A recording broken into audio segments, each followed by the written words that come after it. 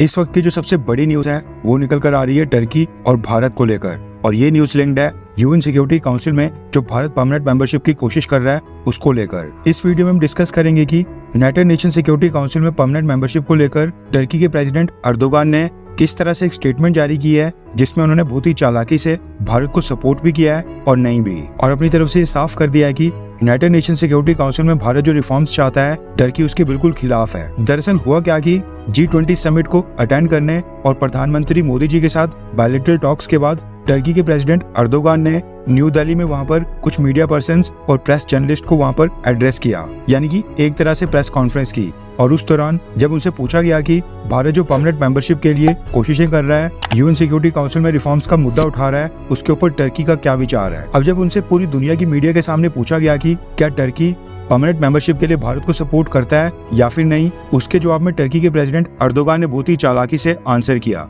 और diplomatic way में भारत को भी सपोर्ट किया और भारत का विरोध भी किया। सबसे पहले तो टर्किश प्रेसिडेंट ने यूएन सिक्योरिटी काउंसिल में भारत की परमानेंट मेंबरशिप बिड को पूरी तरह से सपोर्ट करते हुए कहा कि अगर एक भारत जैसा देश यूएन सिक्योरिटी काउंसिल के अंदर परमानेंट मेंबर बनता है तो हमें इसके ऊपर काफी गर्व होगा। लेकिन इसके साथ ही उन्होंने इसके जस्ट बाद बट यानी किंतु परंतु के साथ आगे कुछ लाइनें बोली। अर्दोगान ने कहा कि टर्की भारत को यूएन सिक्योरिटी काउंसिल में परमानेंट मेंबर के तौर पर तो देखना चाहता है, लेकिन आप जानते हैं कि दुनिया है वो 5 देशों से बड़ी है, और जब हम ये कहते हैं कि ये दुनिया 5 देशों से बड़ी है, इसका ये मतलब है कि ये जो दुनिया है वो अमेरिका, यूके, फ्रांस, चाइना और रशिया जितनी नहीं है। और टर्की का ये विचार है कि यूएन सिक्योरिटी काउंसिल के अंदर केवल और केवल परमानेंट मेंबर्स ही होने चाहिए, यानी जो आज के टाइम में यूएन सिक्योरिटी काउंसिल में 5 परमानेंट और 10 नॉन परमानेंट मेंबर्स हैं, टर्की इस पूरे सिनेरियो के खिलाफ है। और टर्की का मानना है कि यूएन सिक्योरिटी काउंसिल के अंदर परमानेंट मेंबर्स ही होने चाहिए और नॉन परमानेंट मेंबर्स बिल्कुल नहीं होने चाहिए। इसके साथ ही अर्दोगान ने कहा कि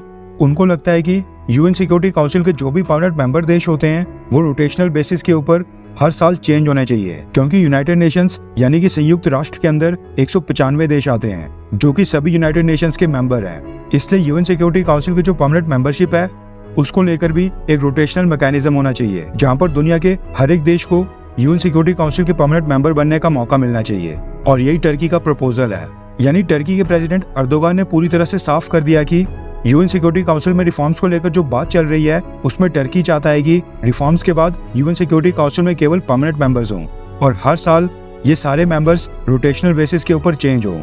अब ऑब्वियस सी बात है कि अगर रिफॉर्म्स होंगे तो उसमें भारत को तो यूएन सिक्योरिटी काउंसिल में परमानेंट मेंबरशिप मिल जाएगी, लेकिन टर्की को नहीं। ऐसे में टर्की चाहता है कि अगर रोटेशनल बेसिस के ऊपर यूएन सिक्योरिटी काउंसिल में परमानेंट मेंबरशिप का मैकेनिज्म होता है तो आज नहीं तो कल कभी न कभी टर्की को परमानेंट मेंबरशिप मिल जाएगी, और यही टर्की की तरफ से प्रपोजल है। वैसे तो खैर ऐसा होगा नहीं, लेकिन अगर टर्की की बात मानी जाए तो यूएन सिक्योरिटी काउंसिल में केवल परमानेंट मेंबर्स होंगे। इससे होगा क्या कि कल को पाकिस्तान, बांग्लादेश, श्रीलंका और अफ्रीका के देश भी 1 बाय 1 करके यूएन सिक्योरिटी काउंसिल के परमानेंट मेंबर्स बन पाएंगे। और आज जिस तरह से नॉन परमानेंट मेंबर्स हर 2 साल के बाद चेंज होते हैं, ठीक उसी तरह से यूएन सिक्योरिटी काउंसिल के परमानेंट मेंबर्स हर साल चेंज होंगे। और जैसा कि हम सबको पता है कि पूरी दुनिया में इस समय लगभग 200 देश हैं, तो कल को अगर रिफॉर्म्स के बाद यूएन सिक्योरिटी काउंसिल में परमानेंट मेंबर्स की संख्या को बढ़ाकर 10 भी किया जाता है तो हर एक देश को 20 सालों के बाद मौका मिलेगा दोबारा से यूएन सिक्योरिटी काउंसिल का परमानेंट मेंबर बनने का। और ये टर्की के प्रेसिडेंट अर्दोगान का प्रपोजल है। इस स्टेटमेंट के बाद अर्दोगान ने अपनी स्टेटमेंट में ये भी ऐड किया कि अगर हम साउथ एशिया के ऊपर नजर डालें तो भारत हमारा बहुत ही ग्रेट ट्रेड पार्टनर है और इकोनॉमी यानी कि ट्रेड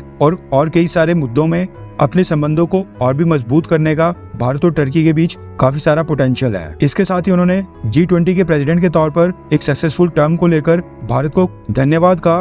और भारत की काफी सारी तारीफें भी की। और प्रधानमंत्री मोदी को धन्यवाद कहते हुए उन्होंने मीडिया पर्सन्स को ये भी बताया कि उनको उनकी वाइफ और पूरे का पूरा टर्किश डेलीगेशन जो भारत आया था उनको भारत में काफी हॉस्पिटैलिटी मिली है, यानी उनकी काफी मेहमान नवाजी हुई। इसके साथ ही उन्होंने क्लाइमेट चेंज और रशिया यूक्रेन वॉर को लेकर भी कुछ स्टेटमेंट जारी की थी, लेकिन उनकी जो स्टेटमेंट थी उसका मेन मुद्दा यूएन सिक्योरिटी काउंसिल को लेकर जो उन्होंने नया मैकेनिज्म प्रपोज किया है वही था, यानी रोटेशनल बेसिस के ऊपर सभी परमानेंट मेंबर्स हर साल चेंज हो। वैसे आपको क्या लगता है कि टर्की के प्रेसिडेंट अर्दोगान ने जो ये प्रपोज किया है यूएन सिक्योरिटी काउंसिल में केवल परमानेंट सीट रखना और हर साल यूएन सिक्योरिटी काउंसिल के परमानेंट देशों को रोटेशनल बेसिस के ऊपर चेंज करना, क्या ये सही सुझाव है, हाँ या फिर ना? नीचे कमेंट करके अपनी राय जरूर बताएं।